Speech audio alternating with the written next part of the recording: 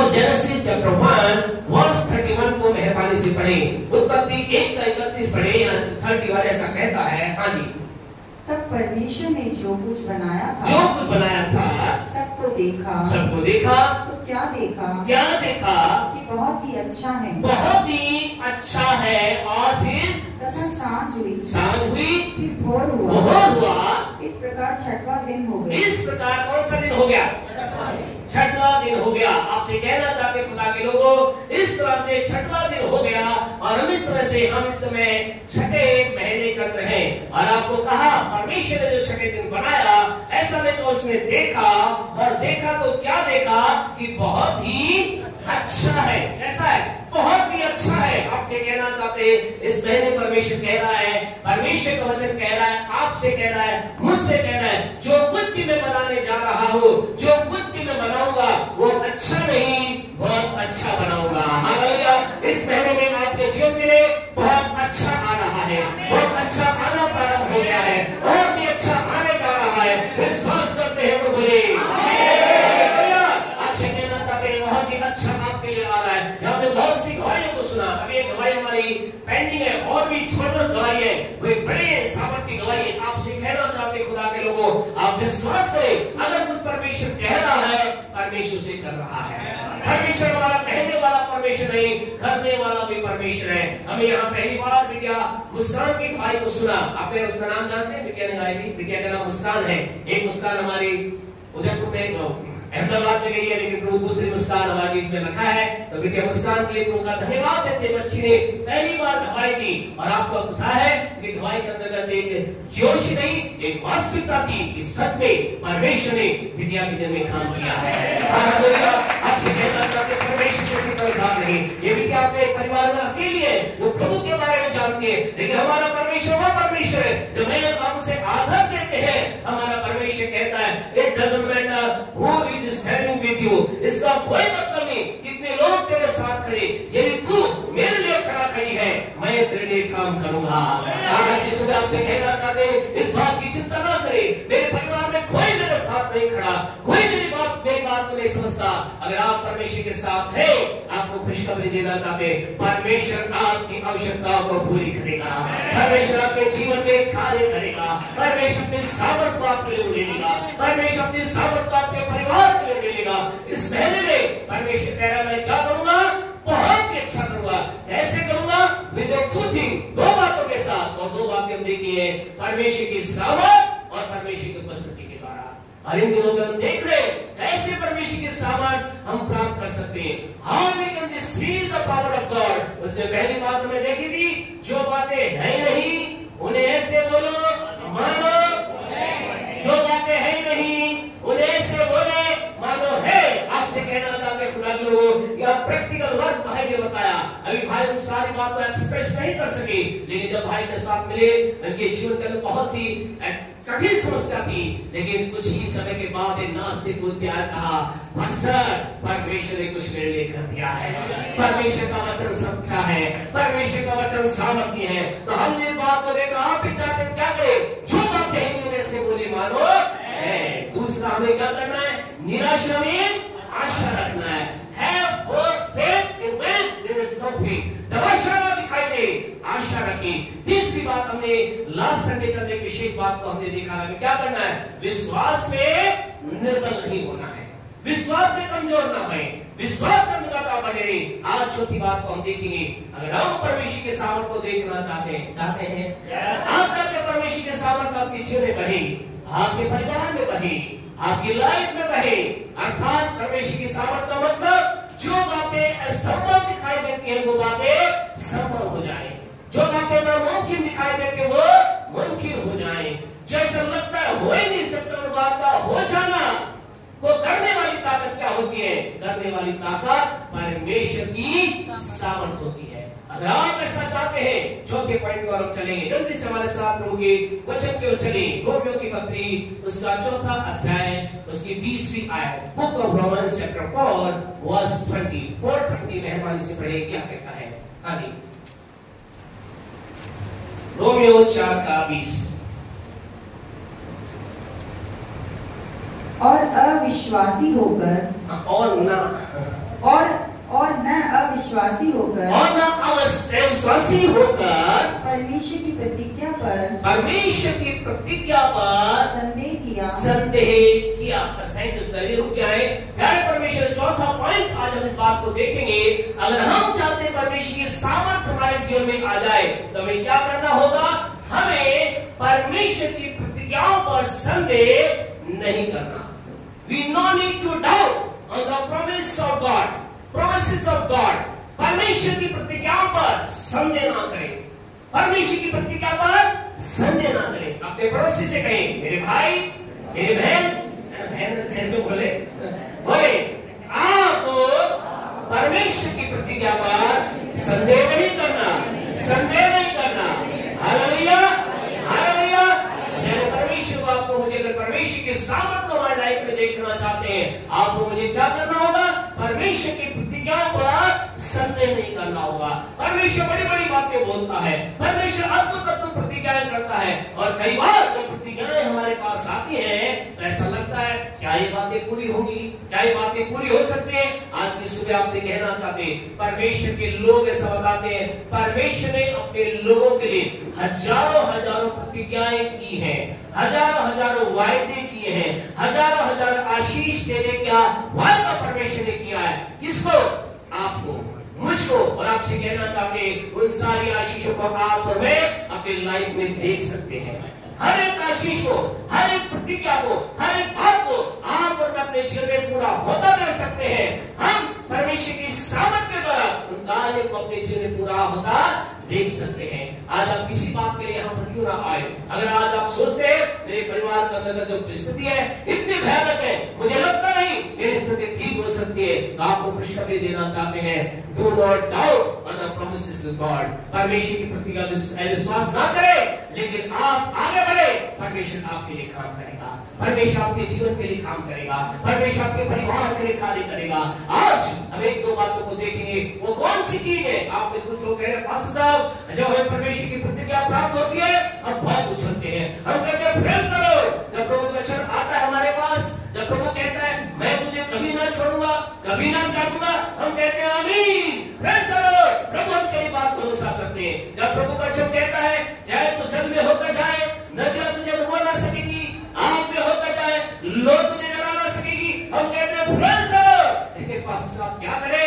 कई बार यहाँ तो हम प्रेज़ द लॉर्ड बोलते हैं, थोड़ा समय के लिए तो हालेलुया बोलते हैं, थोड़ा समय के लिए तो हम आमीन बोलते हैं, लेकिन जो ही हम थोड़ा सा आगे बढ़ते हैं ऐसा लगता है ये आग क्या करेगी? मुझे जला देगी। अब ये पानी क्या करेगा? मुझे डुबो देगा। फिर ऐसा लगता है परमेश्वर मुझे दिखाई नहीं देता। ऐसा क्यों होता है? एक दो कारण प्रभु के वचन से आपके शेयर करेंगे कि क्यों लोग परमेश्वर की प्रतिज्ञा में डाउट करते हैं। Why they doubt on the promises of God? परमेश्वर जो प्रतिज्ञा करता है उन लोगों के जीवन में पूरी नहीं हो पाती है, उसके कुछ ही कारण है। जल्दी से यहोशू की पुस्तक उसका पहला अध्याय निकालें। यहाँ पर परमेश्वर एक व्यक्ति से बात कर रहा है।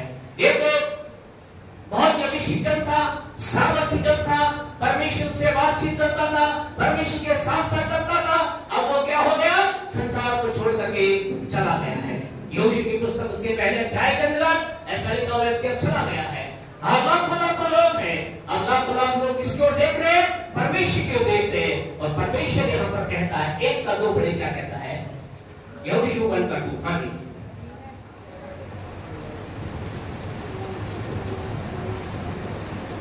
मेरा दास मूसा मर गया है, मेरा दास मूसा मर गया है, इसलिए अब तू उठ। यहाँ परमेश्वर यहोशू से कह रहा है अब तो उठ, कमर बांध और इस सारी प्रजा समेत यरदन पार होकर उस देश को जा जिसे मैं उनको अर्थात इस्राएलियों को देता हूं। बस परमेश्वर यहाँ पर बातचीत कर रहा है। किससे बात कर रहा है?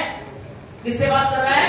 यहोशू से। क्या कह रहा है? मेरा जो दास था, जिस पर मेरा भरोसा था, जो मेरी बातों को मानता था, जो मेरी आज्ञा को मानता, वो अब क्या हो गया है? संसार को छोड़ के चला गया है। लेकिन ये लाखों लोग हैं, मैंने इनके साथ एक प्रतिज्ञा की है। क्या प्रतिज्ञा की है? मैंने इन लोगों को कहा है मैं तुम्हें एक ऐसे देश में ले जाऊंगा जहां क्या है? दूध और मधु की धारा रहती है। अब इनको वहां तक ले जाने वाला कोई नहीं है। मैंने सारे लाखों लोगों को देखा, लेकिन हे जवान यहोशू, मैं तेरी ओर देख रहा हूं। आज विश्व में आपसे कहना चाहते परमेश्वर आप में से प्रत्येक की ओर देख रहा है।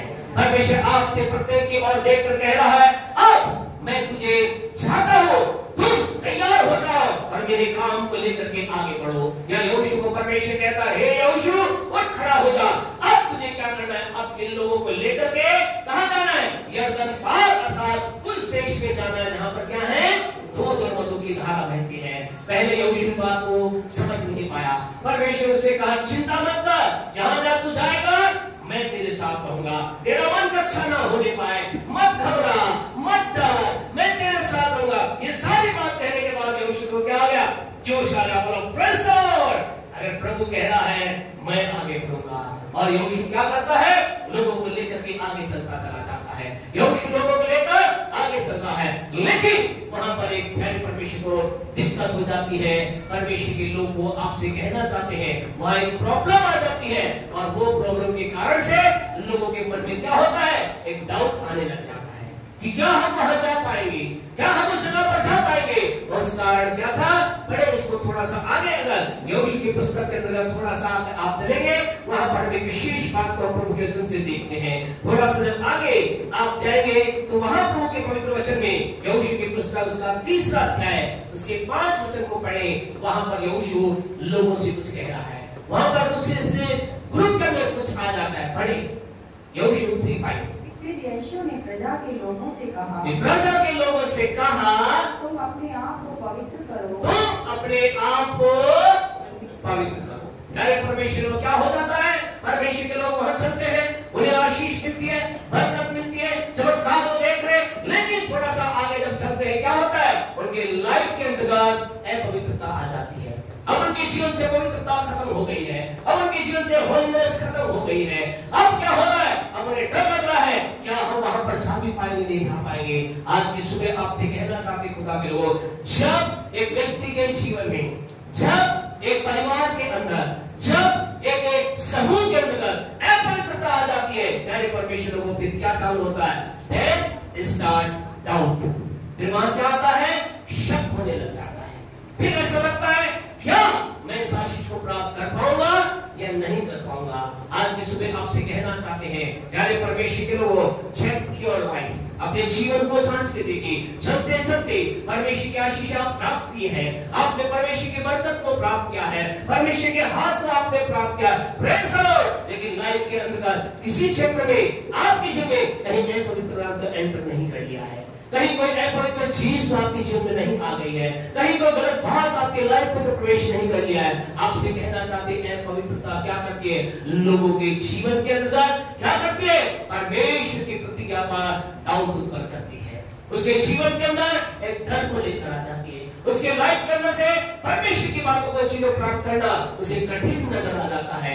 आपसे कहना, आप और मैं पूरी क्यों ना हो, परमेश्वर को आपसे कहना चाहते, प्रभु के वचन में लिखा गया है, घर जाकर आप पहले पत्रस की पत्री को पढ़ना, दूसरा पत्रस को पढ़ना, याकूब को पढ़ना, जगह जगह पर परमेश्वर की बात की घोषणा करता है, निर्गमन में कई बार करता है। जानते क्या कहता है, वो कहता मैं तुम्हारा पवित्र परमेश्वर हूँ, वो कहता पवित्र बनो जैसे तुम्हारा बुलाने वाला पवित्र है, अपने सारे छात्रों में पवित्र बनो। आपसे कहता था, आपका मेरा परमेश्वर आज आपकी मेरी चली प्रतिज्ञाओं को पूरा करना चाहता है, लेकिन इस बात को ध्यान कहीं अपवित्रता, अपवित्र बात प्रवेश नहीं कर रही है। और ये जानते प्रवेश कैसे करती है, छोटी सी बात से, छोटी सी मजाक से, छोटे से अवसर से।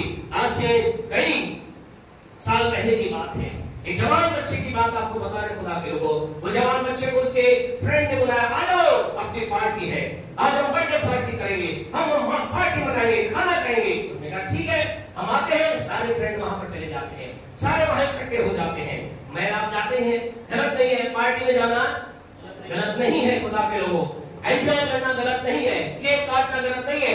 वहां पर जाते जो ही वो जवान जब बच्चा भी वहां पर जाता है, सारे उसके जवान फ्रेंड वहां पर होते हैं, और उसी समय क्या होता है, एक फ्रेंड के साथ बैठता है और अपना फ्रेंड क्या करता है, अपनी जेब में हाथ डालता है, और हाथ डाल करके धीरे से क्या निकालता है, एक सिगरेट का पैकेट निकालता है। वो अपनी सिगरेट को निकालता है, और पास में जवान बैठा है बच्चा, ये कुछ नहीं बोलता, और ये क्या करता है, वहां से चुपचाप खड़ा होकर के चला जाता है, अपने घर चला जाता है। प्यारे परमेश्वर को आपसे कहना चाहते हैं, आप और मैं अपने जीवन के अंदर कई बार, कितनी बार हमने निर्णय लिया है, हमारे साथी गलत मजाक कर रहे हैं, मेरे आपके दोस्त गलत चीज कर, कितनी बार हम, क्योंकि आप कहे पास साहब इन चीजों की बात मत करो, इन चीजों से क्या हासिल होता है, ये तो जमाना ही मॉडर्न है, ये तो नशे का जमाना है, ये तो गर्लफ्रेंड बॉयफ्रेंड का जमाना है। आपसे कहना चाहते हैं ऐसा जमाने वाले लोग जीवन के अंदर ऊंचा नहीं पहुंचते।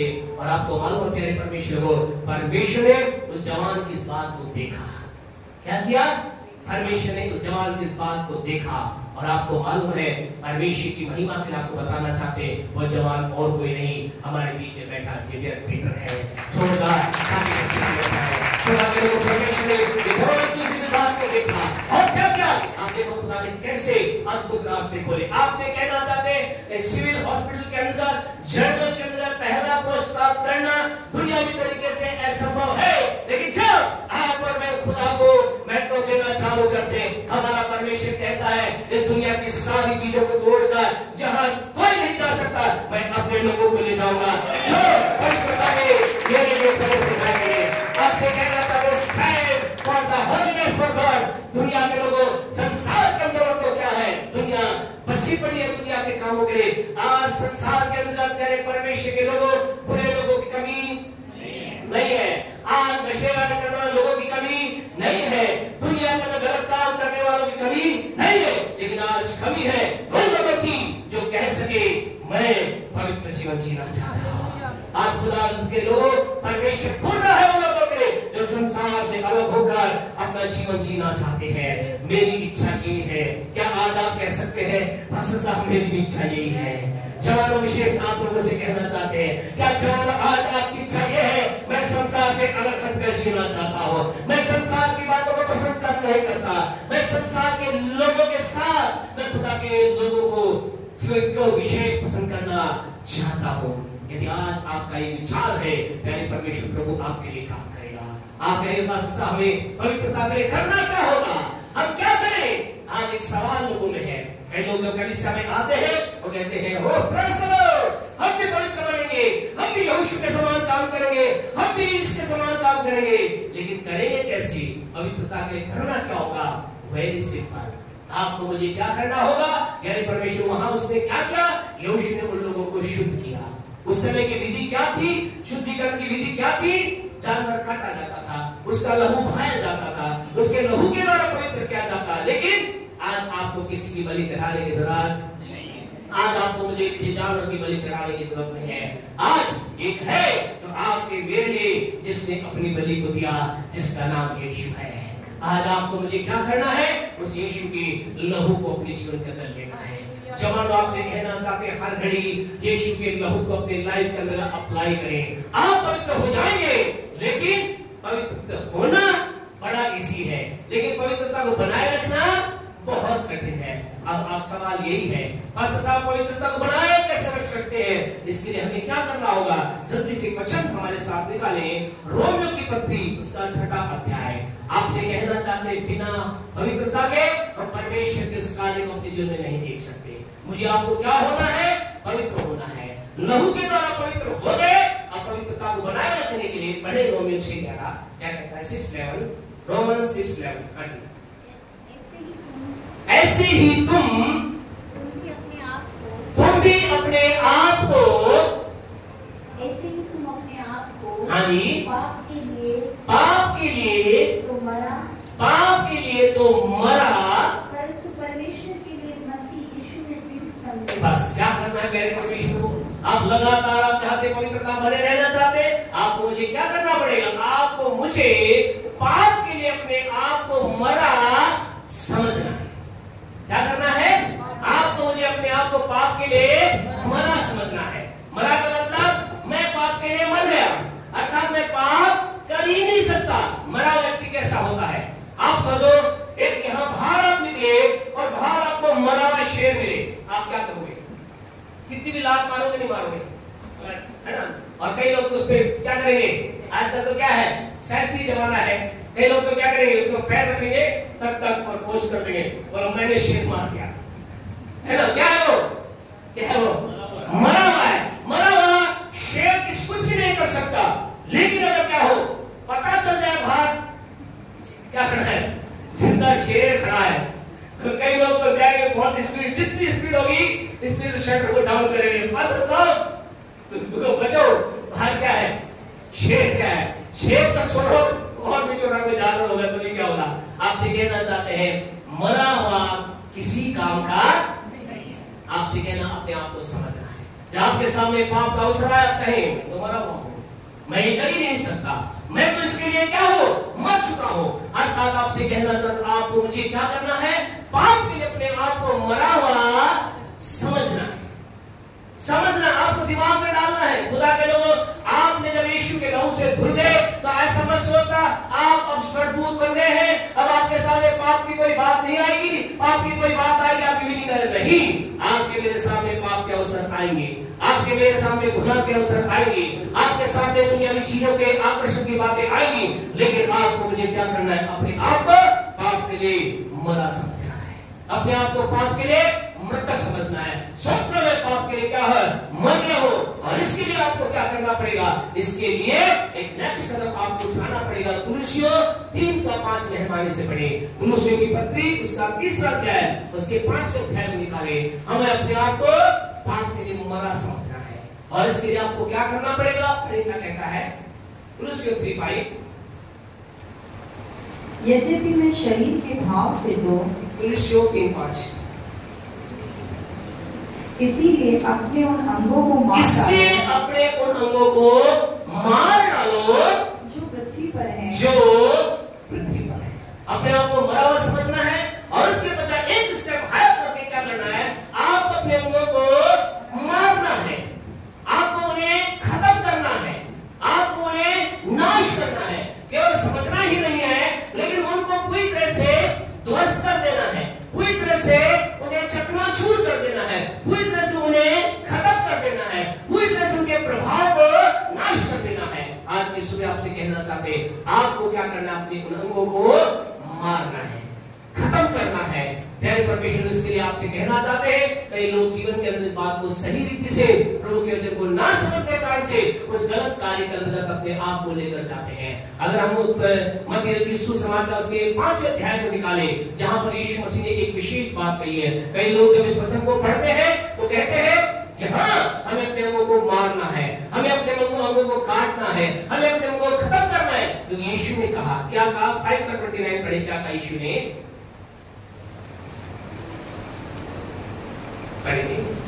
यदि तेरी दाहिनी आंख तुझे ठोकर, यदि तेरी दाहिनी हाथ तुझे आंख ठोकर खिलाए तो उसे निकाल कर फेंक दे, तो उसे निकाल कर फेंक दे। 30 को पढ़े, क्या कहता है इसी का, यदि तेरा दाहिना हाथ तुझे ठोकर खिलाए, यदि तेरा दाहिना हाथ तुझे ठोकर खिलाए तो उसको काट कर फेंक दे, तो उसे काट कर फेंक दे। कई बार लोग प्रभु के वचन को पढ़ते हैं, वो कहते हैं प्रभु वचन क्या कहता है, अपने अंगों को मार डालना है। यीशु मसीह एक कदम आगे जाकर क्या कह रहा है, अगर तेरी दाहिनी हाथ तुझे ठोकर खिलाए क्या करना है, उसे निकाल करके बाहर कर देना है, फेंक देना है। अगर तेरा दाहिना हाथ ठोकर खिलाए क्या करना है, उसे काट करके अलग कर देना है। कई लोग कहते हैं, ये वचनों को पढ़ते कहते हैं यीशु मसीह ने ये क्या मार काट की बात की। आपसे कहना चाहते इसका मतलब ये नहीं है कि आप क्या करें, अपने हाथ का चाकू ले और आंख को फोड़ ले, ऐसा मत कर लेना, तलवार ले अपने हाथ को काट दो। यीशु ने कहा हाथ को काट देना। आपसे कहना चाहते यहाँ यीशु मसीह हाथ को काटने और आंख को निकालने वाली बात को नहीं बोल रहा। जानते यहाँ कॉन्टेक्स्ट क्या है, जानते हैं विषय क्या है, यीशु क्या कह रहा है। यीशु यहाँ पर कह रहा है, यहाँ पर he is talking about the value of kingdom of God। यहाँ पर परमेश्वर के राज्य की कीमत बता रहा है, वो स्वर्ग की कीमत बता रहा है। वो कह रहे हैं स्वर्ग के राज्य की कीमत कितनी बड़ी है, तुम्हारी आंख से बढ़कर क्या है, स्वर्ग के राज्य की कीमत है, तुम्हारे हाथ से बढ़कर स्वर्ग के राज्य की कीमत है। वो कह रहे हैं तुम्हें इस बात को समझना है, स्वर्ग के राज्य को do not take lightly the kingdom of God। आज कई लोग क्या सोचते हैं, हमने यीशु के लहू से अपने आप को धुले, हम स्वर्ग में जा रहे हैं, बड़ा इसी नहीं। यीशु मसीह कहते हैं ये स्वर्ग का राज्य जो है तुम्हारे अंगों के से भी कहीं प्रेशियस है। तुम्हें स्वर्ग का राज्य में प्रवेश करना, आपको क्या करना है, उस राज्य में प्रवेश करने का तुम्हें प्रयास करना है, और उसके लिए तुम्हें इस बात को समझना है वो बहुत ही कीमती है। आज की सुबह आपसे कहना चाहते खुदा के लोगों, आपको मुझे क्या करना है, अपने अंगों को मारना है, अपने शरीर को पाप के लिए मरा समझना है, इसके आपको अपने जीवन में मरा समझ के दिन और रात अपने आप को इस बात को डालना है, मेरा शरीर क्या है? पाप के लिए मरा हुआ है, मेरा शरीर पाप के लिए मर चुका है, अब मैं पाप कर ही नहीं सकता, अब पाप का अधिकार मेरे जीवन पर नहीं है, अब मैं पाप में अपने आप को डाल ही नहीं सकता। आप अपने आप को स्थिति से लेकर के चलना है। और फिर अगला स्टेप जो हमने कहा, हमें अपने अंगों को मारना है, उस मारने के लिए क्या करना है? पौलुस इसके बारे में बहुत अच्छा तरीका बताता है। थोड़ा सा आगे कब चलेंगे, पहला कुरिन्थियों के अंदर अगर आप आगे बढ़ेंगे, पौलुस ध्यान परमेश्वर को, पौलुस ने क्या किया? इस काम को किया। पौलुस ने दिनों रात इस काम को किया। पहला कुरिन्थियों 9:27, फर्स्ट कुरिन्थियन 9:27, पहला कुरिन्थियों 9:27 अगर आप पढ़ोगे, वहां पर पौलुस ये कह रहा है, क्या कह रहा है वो? मैं अपनी देह को मारता कूटता, मैं अपनी देह को क्या करता हूँ? मारता हूँ, कूटता हूँ और वश में लाता हूँ, और वश में लाता हूँ। प्यारे परमेश्वर आपसे कहना चाहते हैं, पौलुस इस बात को जानता था। क्या जानता था? अगर मैंने अपनी देह को वश में नहीं किया, अगर मेरी देह में पाप ने एंटर कर लिया, अगर मेरी देह में अपवित्रता आ गई, मैं परमेश्वर की प्रतिज्ञाओं से क्या रह जाऊंगा? वंचित रह जाऊंगा। परमेश्वर की प्रतिज्ञाएं मेरे जब नहीं आ पाएगी। इसलिए वो क्या कहता है? मैं अपनी देह को क्या करता हूँ? मारता हूँ। मैं अपनी देह को क्या करता हूँ? कूटता हूँ। मैं क्या करता हूँ? उसे वश में लाने का प्रयास करता हूँ। मेरा जीवन का प्रयास ये आपसे कहना, जब तक आप और मैं संसार में हैं, जब तक यीशु न आए, हमें हर दिन क्या करना है? अपनी देह को मारना है, कूटना है और क्या करना है? वश में लाना है। ऐसा ना हो कि हमारे वश से बाहर हो जाए और ये शरीर हमें पाप के अंदर लेकर चल जाए। आपको मुझे शरीर को वश पे लाने का काम करना है। हर दिन आपको इस काम को करना है। और जो लोग इस काम को करने में सफल हो जाते हैं, वो लोग परमेश्वर की प्रतिज्ञाओं को अपने जीवन में पूरी होता देखते हैं। वो लोग अपने जीवन में परमेश्वर के वायदे को पूरा होता देखते हैं। वो लोग परमेश्वर की आशीष को अपने जीवन में पूरा होता देखते हैं। और उस शांति क्या करता था? और उस कह रहा है, मैं वश में लाता हूँ। इसका मतलब, फिर ध्यान दे, इसका मतलब नहीं कि वो सुबह से उठता था और एक कोड़ा लेता था और क्या करता था? अपने ऊपर मारना, ऐसा वो नहीं करता था। जैसा कई लोग हैं, अभी तो बैन है सरकार की ओर से, कई बार तो लोग ऐसे नहीं है। पहले आपने देखा होगा, है ना, गली चौराहे पर, सड़कों में, बाजारों में देखा होगा। ऐसा देखा है? नहीं देखा? तो देखा है। क्या करते हैं ना, कई लोग लेंगे कोड़ा है, थक थक मारते घूमते रहते हैं और कुछ कुछ बोलते रहते हैं, है ना। आपसे कहना चाहते, हमें अपनी देह को नहीं करना, ऐसा पौलुस नहीं करता। पौलुस क्या कह रहा है? वो कैसे मारता था? कैसे आपको मुझे मारना है? पहला थिस्सलुनीकियों 5 अध्याय को आप पढ़ोगे, वहां इसका वर्णन कर रहा है। पहला थिस्सलुनीकियों उसका 5 अध्याय उसके 17 वचन को अगर आप पढ़ोगे, हम प्यारे परमेश्वर आपसे कहना चाहते हैं, हमें इस बात को समझना है। पहला थिस्सलुनीकियों 5:17 पढ़े, क्या कहता है? 5:17। हाँ जी, पढ़े। निरंतर प्रार्थना में लगे, निरंतर, अरे बोले जी, निरंतर प्रार्थना में लगे रहो, लगे रहो। आपसे कहना चाहते, आपका मेरा पौलुस कह रहा है, मैंने अपनी देह को क्या करता हूँ? मारता हूँ, कूटता हूँ, वश में लाता हूँ। और इसके लिए मैं कैसे लाता हूँ? मैं निरंतर प्रार्थना में लगा रहता हूँ। मैं लगातार प्रार्थना का जीवन जीता हूँ, लगातार अपने आप को प्रार्थना में रखता हूँ। और फिर वो कह रहा है, थिस्सलुनीकियों कह रहा है, मैं तुम्हें बताता हूँ, अगर तुम अपनी देह को मारना कूटना चाहते हो, अगर तुम अपने देह के ऊपर विजय प्राप्त करना चाहते हो, तुम अपने शरीर पर जय प्राप्त करना चाहते हो, क्या करना?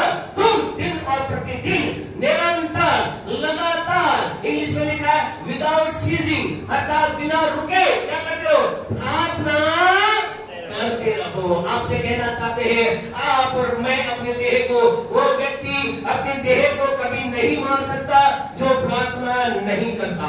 वो व्यक्ति अपने शरीर के ऊपर कभी जय प्राप्त नहीं कर सकता जो प्रार्थना नहीं करता। वो व्यक्ति अपने जीवन में कभी परीक्षा में जय नहीं हो सकता जो प्रार्थना नहीं कर सकता।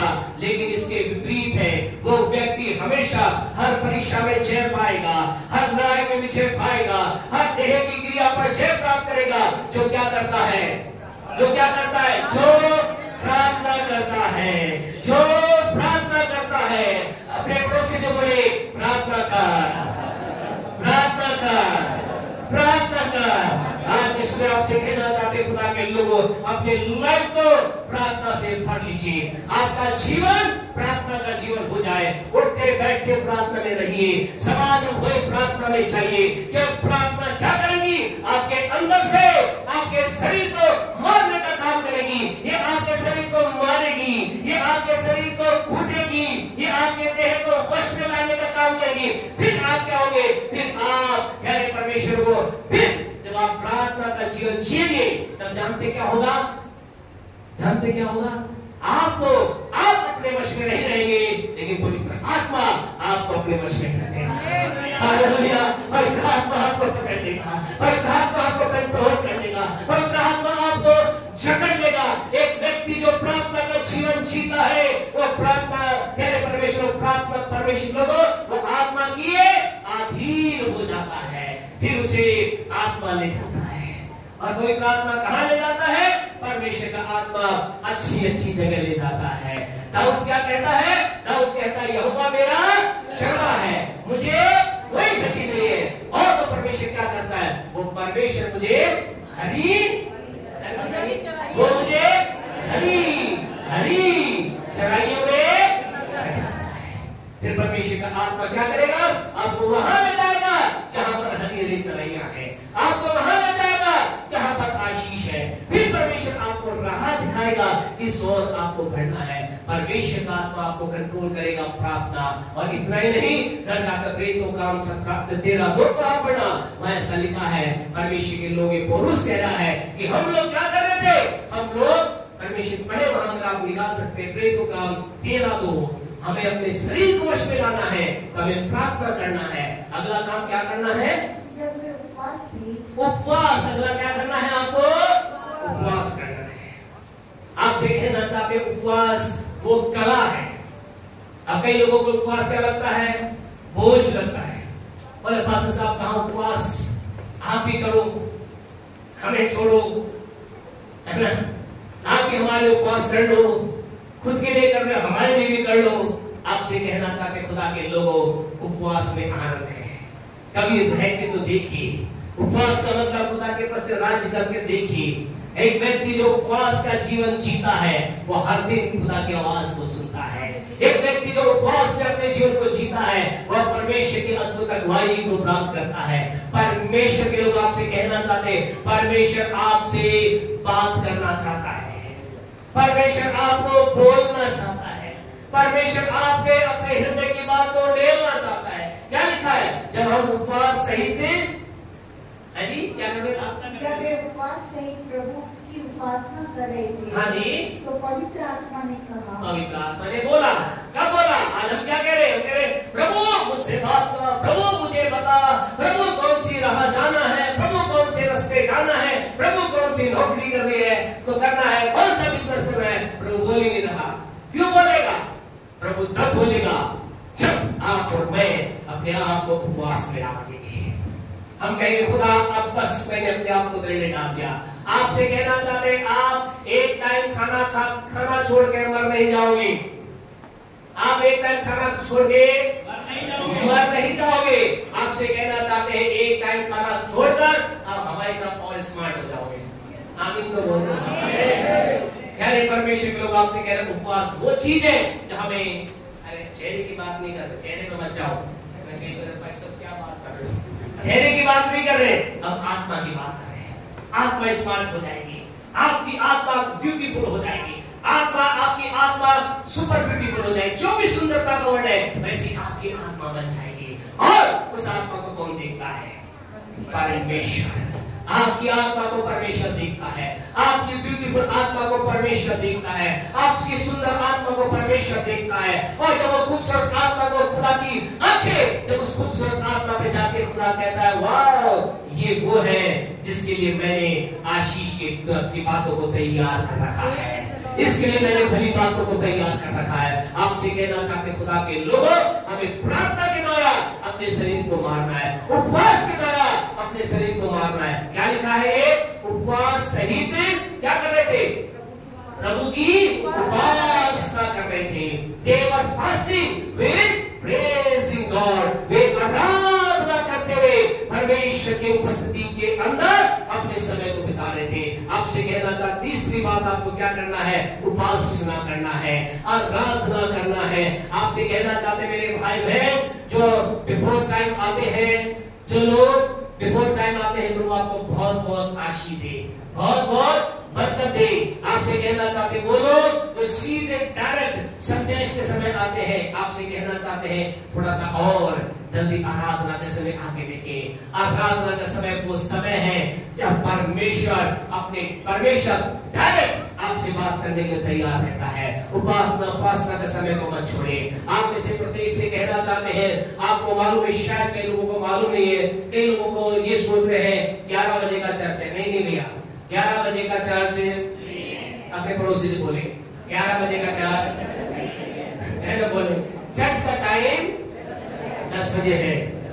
अच्छा है कि अगली बार छोटा सा स्टिकर यहाँ लगा दे, चर्च का टाइम 10 बजे है, ताकि लगे, भारी लगा दे तो अच्छा है, तो क्या पता चले कि चर्च का टाइम 10 बजे। आपसे कहना चाह, चर्च का टाइम 10 बजे है। 10 बजे आप एंटर कीजिए, यहाँ आराधना होती है, यहाँ पिता को महिमा दिया जाता है, यहाँ खुदा के नाम की स्तुति आराधना की जाती है। प्यारे परमेश्वर को आपको मालूम है कौन यहाँ पर होता है? आप मेरे पास साहब मैं तो आ जाता हूँ, मेरा पड़ोसी तो नहीं आता, कोई बात नहीं। आप कहेंगे वो भाई तो नहीं आता, बहन तो नहीं आती, हम कहेंगे किसी भाई बहन से मतलब नहीं है। आपको कहना चाहते हैं, आपका प्रेमी, शारोन का गुलाब, राजाओं का राजा, प्रभुओं का प्रभु, आपसे प्यार करने वाला, आपका आशीष देने वाला, आपको करने वाला, आपके आशीष करने वाला, आपको जमीन दिलाने वाला, आपको नौकरी दिलाने वाला, आपको जन्माई देने वाला, आपके लेबर जमाने खोलने वाला, वो यीशु यहाँ पर 10 बजे आ जाता है।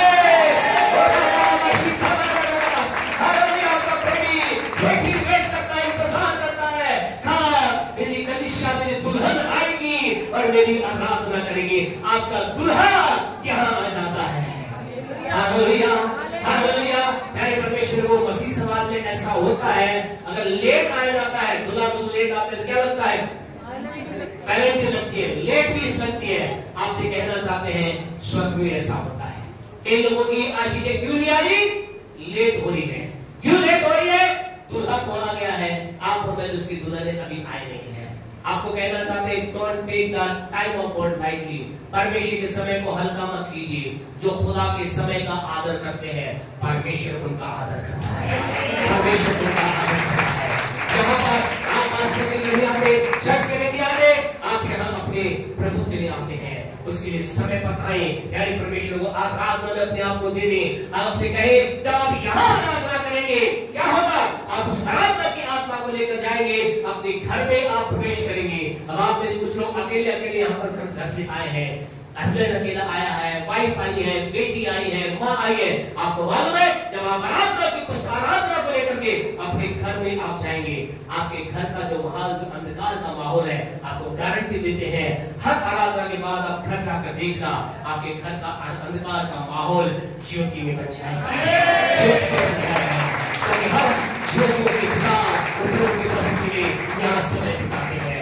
आपको इसलिए हम लंबा संदेश देते, ज्यादा समय हम यहाँ हैं। हमें कोई वो नहीं है, ऐसा मत सोचे बस साहब कोई काम नहीं है, आपको कहे काम तो अपने आप ही निकल जाते हैं, काम तो अपने आप ही निकल जाते हैं। कई लोगों से पूछते जब उनकी छुट्टी होती है, सिस्टर आज आपकी छुट्टी है, ब्रदर आज आपकी छुट्टी है, तो उन्हें एक ही बात मिलती है, क्या कहते हैं? बस साहब काहे की छुट्टी, आज तो ज्यादा काम है।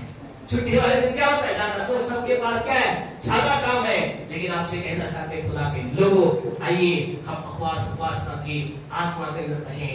यहाँ आप आत्मा ग्रहण करते हैं, घर पे आप आराधना करते हैं, और जब घर पे आप आराधना करेंगे घर का माहौल चेंज होगा। आपके घर का माहौल कब चेंज होगा? आपकी कॉलोनी का माहौल चेंज हो जाएगा, वो कई कॉलोनी का माहौल चेंज होगा, वो शहर का माहौल चेंज हो जाएगा। जब शहर का माहौल चेंज होगा, देश का माहौल चेंज हो जाएगा, जब देशों का माहौल चेंज होगा, पूरे संसार का माहौल चेंज हो जाएगा। आपसे कहना चाहते हैं अपने आप को आप भी जानना। आप जो प्रार्थना में, आप जो उपासना में, आप जो उपास अपने आप को देते हैं, क्या करते हैं? उसके द्वारा आप अपने आप को मारते हैं। बोले मैं अपने आप को मारता हूँ, कूटता हूँ और अपने देह को वश में लाता हूँ। ऐसे प्रार्थना, उपवास और उपासना के द्वारा।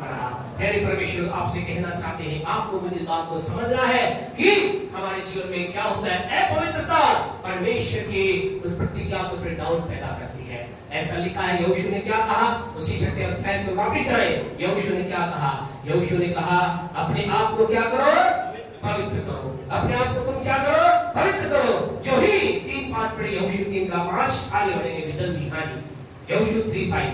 फिर यीशु ने प्रजा के लोगों से कहा, तुम अपने आप को पवित्र करो, अपने आप को पवित्र करो, क्योंकि कल के दिन यहोवा तुम्हारे मध्य में आश्चर्य।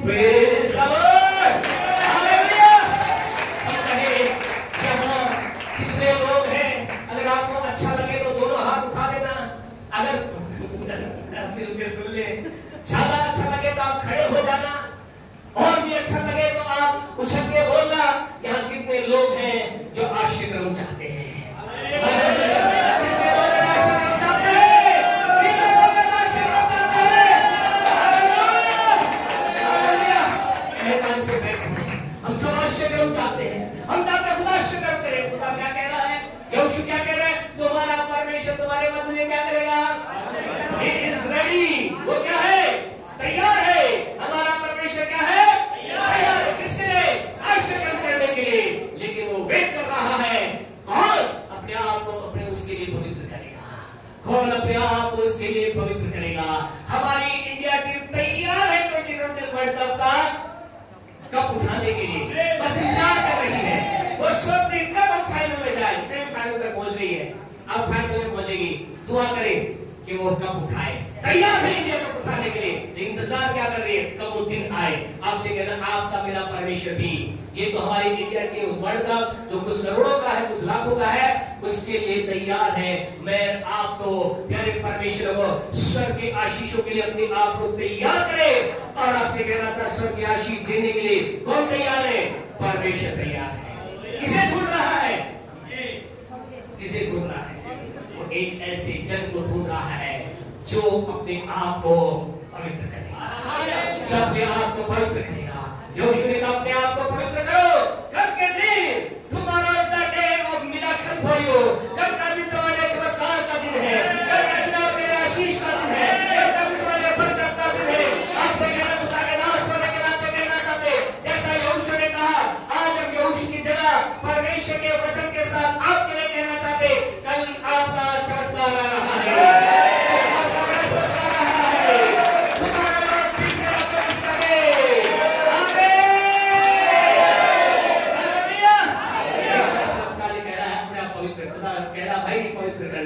पवित्र समझे, अपने आप को पवित्र कर लिया, और फिर क्या हुआ, ये अद्भुत बात हुई।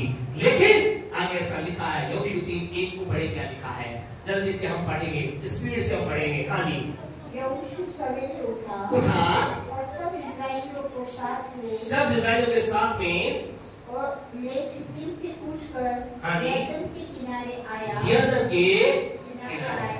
अगला क्या था, प्यारे परमेश्वर लोग, आपसे कहना, दूसरी जो आपके मेरे जीवन के अंदर परमेश्वर की प्रतिज्ञा पर डाउट पैदा करती है, वो क्या पैदा करती है? यरदन। यरदन का मतलब प्रॉब्लम।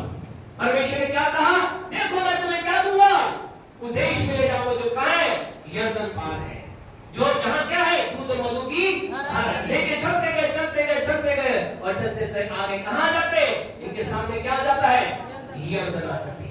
आज आपसे कहना चाहते, आप और मैं, अब आप इस को कह रहे, पास्टर साहब, हम जब पहली बार आए थे प्रभु के पास, पास्टर साहब ने कहा था, प्रभु के दास ने कहा था, इससे कहा था, उससे कहा था, आशीष मिलेगी। मैंने अपना सब कुछ छोड़कर प्रभु के पीछे चल गए, ये समस्या कहां से आ गई? आपसे कहना चाहता, दूसरी बात तो आपके मेरे जीवन में परमेश्वर की प्रतिज्ञा डाउट पैदा करती है, वो है प्रॉब्लम्स, समस्याएं। और आपको कहना चाहते हैं, ये समस्याएं बार बार बार बार आपके और आपके आशीष के बीच में आती रहेंगी। अच्छी बात है, आप में से किसी ने आमीन नहीं बोला। हमसे कहना चाहते खुदा के लोगों, आमीन ना बोले तो भी ये तो वो है, ऑलरेडी है ना, बिल्डअप है। ये ऐसी चीज है, धर्मी के लिए क्या है, ये बिल्डअप है। एक मोबाइल आता है, कहने वाला इसमें क्या है, इनबिल्ट है। कितने जीव इसमें इनबिल्ड है, ऐसे आपसे कहना चाहते हैं धर्मी की लाइफ में प्रॉब्लम क्या है, इनबिल्ड है। तो इसके लिए आपको क्या करना है, फिर आप मुझको कहेंगे पास्टर साहब वही बढ़िया थे। खुदा के लोग आपसे कहना चाहते हैं, खुदा के वचन में याकूब की भक्ति में ऐसा लिखा है, जब जब तुम नाना प्रकार की परीक्षाओं में पड़ो तो इसे क्या करो, पूरे आनंद की बात समझो। आपसे कहना चाहते हैं आपके आपकी आशीष की बीच में प्रॉब्लम आएगी, बार बार आएगी, लेकिन आपसे कहना चाहते जब जब प्रॉब्लम आया आप क्या करें, आनंद मनाएं, नाचे, झूमे, जैसा कि आप डांस कर सकते हैं, हाथ उठा सकते हैं, आप भंगड़ा पा सकते हैं। ऐसा सिंधी में कौन सा क्या होता है डांस भैया, सब होता है, वो डांस कर सकते हैं। आप मुद्रा हो क्या करते हैं, कैसे कौन सा डांस होता है, पंजाबी में, राजस्थानी में क्या होता है, घूमर भी कर सकते, कुछ भी करे। जब जब आपके लाइफ के अंदर प्यारे परमेश्वर को समस्या आए, आप क्या करें, आप नाचे झूमे, क्योंकि इसके पार कुछ अद्भुत आपका इंतजार कर रहा है। इसके पार आप कर रहे हैं, इनके सामने समस्या आई, आपसे कहना चाहते जब जब आपके लाइफ में समस्या आए, do not doubt on the promises of God. परमेश्वर की प्रतिज्ञा पर के ऊपर संदेह ना करें। इन लोगों के जीवन में आई, इन्हें लगा क्या होगा, यहोशू जानता था कुछ अच्छा होगा। और आगे ऐसा लिखा है, समय बचाने के लिए बताना चाहते, आगे ऐसा लिखा है थोड़े ही समय के बाद प्यारे परमेश्वर क्या होगा, ऐसा लिखा है वो यरदन जो एक भयानक नदी थी, अगर उसमें कोई गिर जाए मृत्यु ही उसकी होती थी, तेजी से बहने वाली नदी थी, अपने पूरे प्राण पर वो नदी थी। ऐसा लिखा है जब खुदा के लोग आगे बढ़े, याजक लोग उसे संदूक को लेकर, वाचा के संदूक को लेकर आगे बढ़े, ऐसा लिखा है एक तरफ तो क्या हो गया, यरदन क्या होगी, पहाड़ के समान खड़ी हो गई। और ऐसा लिखा एक तरफ की यरदन सूख गई और पूरी की पूरी यरदन ने क्या कर दिया, खुदा के लोगों के लिए वो रास्ता दे दिया। हालेलुया। आपसे कहना चाहते हैं जब तक समस्या आए चिंता न करें, वो समस्या आपको रास्ता देगी, उस समस्या को हटना ही पड़ेगा, उस तूफान को थमना ही होगा, उस बीमारी को जाना होगा, उस निराशा को हटना होगा। आपको केवल क्या करना है, परमेश्वर की प्रतिज्ञा पर भरोसा रखना, आगे बढ़ना है, आगे बढ़ते चले जाना है। लास्ट बात बोल करके हम बंद करेंगे प्यारे परमेश्वर लोगों। दूसरी इंपॉर्टेंट बात क्या है, समस्या हमें डाउट पैदा करती है परमेश्वर की प्रतिज्ञा पर, लेकिन आपसे कहना चाहते हैं समस्या में घबराए ना। हम इस समय नहीं कि समस्या के बारे में सारी बात करें, कि हमारा समय तेजी से दौड़ रहा है, लेकिन आपको कहना चाहते हैं आपके जीवन में बड़ी समस्या है, बहुत बड़ी समस्या है, भयानक समस्या है। आज की सुबह आपसे कहना चाहते हैं चिंता ना करें, हर समस्या आपके लिए रास्ता देगी, हर समस्या को आपके सामने से हटना ही पड़ेगा। ऐसी कोई समस्या नहीं, जैसे हमने कहा धर्मी के लिए इनवर्ट समस्या आती है, लेकिन ऐसा ये भी है ऐसी कोई समस्या दुनिया में नहीं बनी जो एक धर्मी को डुबो सके, मार सके, खत्म कर सके। दुनिया की कोई ऐसी समस्या ना बनी जो एक धर्मी को समाप्त कर सके। दुनिया की कोई प्रॉब्लम नहीं है जो आपको खत्म कर सकती है। हर समस्या आपको रास्ता देगी, हर समस्या मुझे रास्ता देती है, हर प्रॉब्लम मेरे लिए एक मार्ग निकाल देती है। आपके लिए ऐसा होगा, विश्वास करते हैं तो बोले, विश्वास करते हैं तो बोले। आखिरी बात बोलकर प्यारे परमेश्वर को हम बंद करेंगे। आखिरी इंपॉर्टेंट बात प्यारे परमेश्वर को ये है, कई बार परमेश्वर की प्रतिज्ञाओं में जानते हैं क्यों व्यक्ति डाउट करता है, उसका कारण यह है प्रत्येक संदेह लाने की जो तीसरी इंपॉर्टेंट बात है वो ये है स्वयं के लिए परमेश्वर के प्रेम को कम समझना। वेरी इंपॉर्टेंट, बहुत महत्वपूर्ण है। खुद के लिए परमेश्वर के प्रेम को कम समझना। आज कई लोग परमेश्वर की प्रतिज्ञा पर संदेह करते हैं, जब उन्हें पता चलता है खुदा ने कहा है, जब कई बार हाथ रखकर दुआ की जाती है, प्रभु कुछ बात हमसे बुलवाते हैं, बोलते हैं, यहाँ से कोई बात बोली जाती है, प्रभु ऐसा करेगा, प्रभु वो करेगा, परमेश्वर ऐसा, यहाँ तो प्रेस का हर में आमीन बोल करके लोग चले जाते हैं, लेकिन जो ही घर जाते हैं, परिवार में जाते हैं, लोगों के बीच में जाते हैं, वही सोचते हैं खुदा हाँ पूरा करेगा, लेकिन मेरे लिए तो बिल्कुल भी नहीं करेगा। आज लोग क्या कर रहे हैं, स्वयं के लिए परमेश्वर के प्रेम को कम समझते हैं। बाइबल में क्या लिखा है, यूहन्ना 3:16, क्योंकि परमेश्वर ने डेनिस से इतना प्रेम किया, क्योंकि परमेश्वर ने इससे इतना प्रेम किया, ऐसा लिखा ना? क्या लिखा है? क्योंकि परमेश्वर ने जगत से, इसका मतलब परमेश्वर ने किससे प्रेम किया है? बोले मुझसे प्रेम किया है। परमेश्वर किससे प्रेम करता है? बोले मुझसे प्रेम करता है। परमेश्वर ने किसके लिए अपना एकलौता बेटा दिया? बोले मेरे लिए दिया। आज की सुबह आपसे कहना चाहते, परमेश्वर के प्रेम को स्वयं के लिए कम ना आंकी। परमेश्वर का प्रेम आपके लिए उपलब्ध है, आप जो कोई भी क्यों ना हो। इसका कोई महत्व नहीं आप कौन है। आज दिक्कत ये है, लोग परमेश्वर की प्रतिज्ञा प्राप्त नहीं कर पाते हैं। क्या करते? स्वयं को परमेश्वर के प्रेम के लिए कम सोचते हैं। आपको बताना चाहते हैं, समय नहीं है इसलिए पढ़वा नहीं रहे, लेकिन आपको कहना चाहते हैं, अगर आप यहाँ कोई ऐसा व्यक्ति बैठा है जो बहुत ही गरीबी की अवस्था में है, बहुत ही आवश्यकता के अंदर है, तो आपको कहना चाहते हैं, आज से हजारों साल पहले एक था जो भेड़ बकरी चराता था। क्या चराता था? भेड़ बकरी चराता था। लेकिन ऐसा हुआ एक दिन परमेश्वर का प्रेम उसके जीवन पर आया और परमेश्वर ने उस भेड़ बकरी बनाने वाले को पूरे इस्राएल देश का दूसरा राजा बना दिया। हालेलुया। आपसे कहना चाहते, क्या आप भेड़ बकरी चराने वाले से छोटे तो नहीं है? या कोई है जो इससे छोटा है? नहीं है। तो फिर क्यों डाउट करते हैं? क्यों ये सोचते हैं ये आशीष मेरे लिए नहीं, मेरे पड़ोसी के लिए है, मेरे भाई के लिए है, मेरी बहन के लिए? आज की सुबह आपसे कहना चाहते हैं, यदि यहाँ पर कोई ऐसा है जिसके माता नहीं है, पिता नहीं है, अनाथ है, या आपका अकेली माता आपकी है, अकेले पिता आपके हैं, आप अगर ऐसे है और आप कह रहे मेरे लिए तो खुदा कुछ नहीं कर सकता, तो आपको खुदा के लोगों इस वचन के अनुसार बताना चाहते हैं, एक ऐसी स्त्री थी जो क्या थी?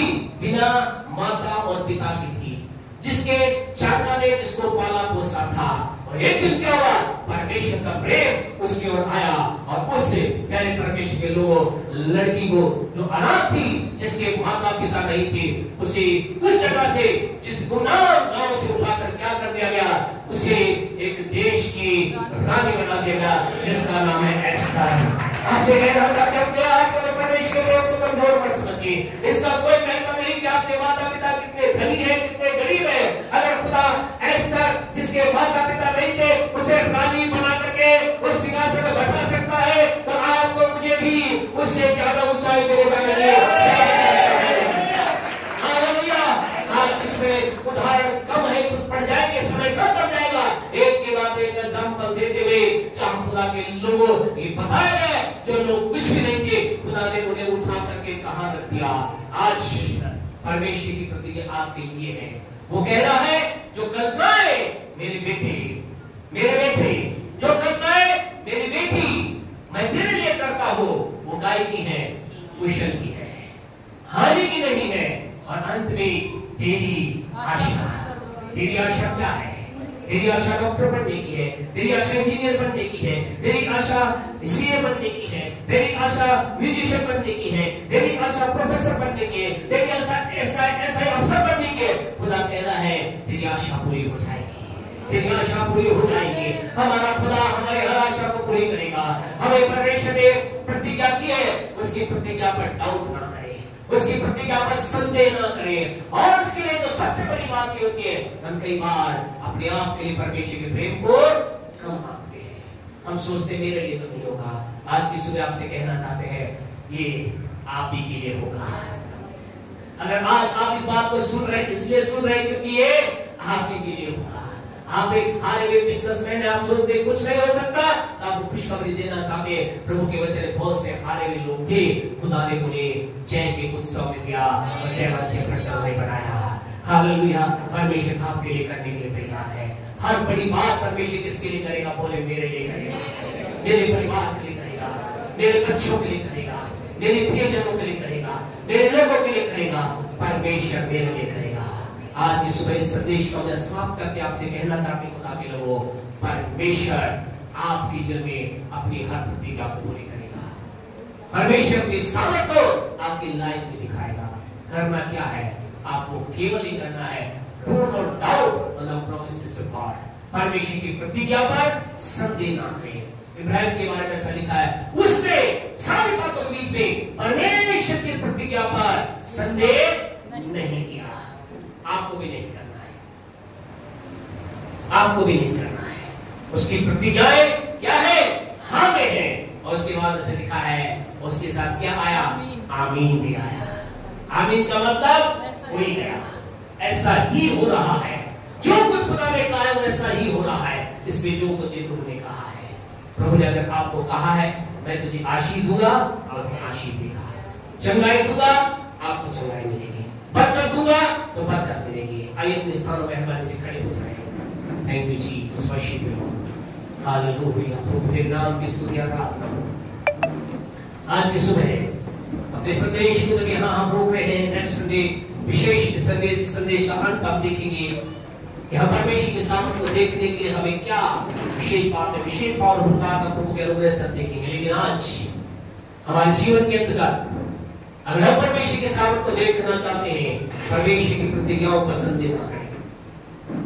परमेश्वर ने जो कुछ भी आपसे कहा है, आपको कुछ भी नहीं मिला, कहना चाहते हैं घर जाकर खुदा के वचन को पढ़े, यहोशू 1:8 को पढ़े, वर्ष की 28 के पढ़े, अलग अलग खुदा के वचनों को पढ़े। इसलिए वचन अगर आपके हाथ में है, इसलिए है क्योंकि आपके लिए है। इसकी एक प्रतिज्ञा आपके लिए है, इसकी एक बात आपके लिए है। Hallelujah, thank you Jesus. कोई भी ना जाए, हम दुआ के साथ आगे बढ़ेंगे। आपके लिए कोल्ड ड्रिंक का प्रबंध किया गया है हमारे भाई कुशवाहा परिवार की ओर से, तो आप पीकर जाएं। लेकिन इससे पहले अपनी लाइफ के अंदर परमेश्वर की बात होकर जाने दें। ओ जीसस, यीशु का धन्यवाद। अभी हम महसूस कर रहे हैं परमेश्वर की